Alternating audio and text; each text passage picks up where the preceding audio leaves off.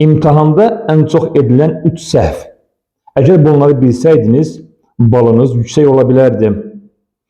Salam əziz şagirdlər. Bəzən düşünürük ki, balımız yüksək deyil. Biz harda səhvə yol vermişik? Əgər bu səhvləri biz aradan qaldırsaq, necə olardı? Belə bir suallar sizi düşündürə bilər. Edilən 3 səhv bundan ibarətdir. Birincisi, sualları diqqətsiz oxumaq. Çox təəssüflər olsun ki, şagirdlərin əksəriyyəti sualı tam oxumur.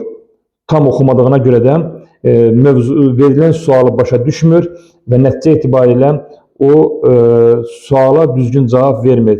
Və deyir ki, vaxtım az idi, qoyulan vaxtın kifayət etmədiyini düşündüm, ona görə də sualları qısa-qısa oxudum. Bunu etmək olmaz.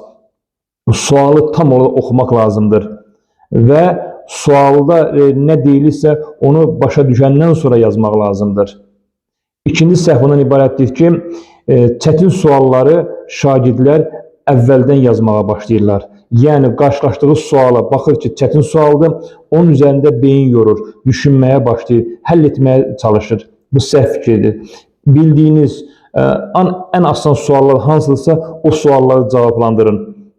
Çətin sualları axıra saxlayın və daha sonra görəcəksiniz ki, çətin suallara ayırdığınız vaxt kifayət etdi.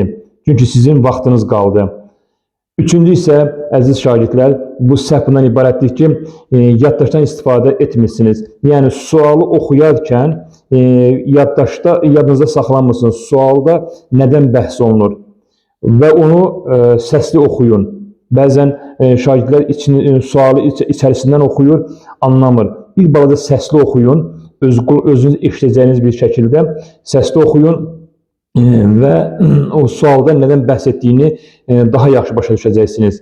Və ən önəmlisi isə həmin o sualdan bəzi qeydləri qaralama dəftərinizə yazın və onların üzərində düşünməyə başlayın. Bu səhvləri aradan qaldırdıqdan sonra görəcəksiniz ki, imtahan nəticəniz yaxşı oldu. Bunlara diqqət etmək lazımdır. Takip edib videonu bəyənməyi unutmayın. Növbəti videolarda görüşmək ümidi ilə.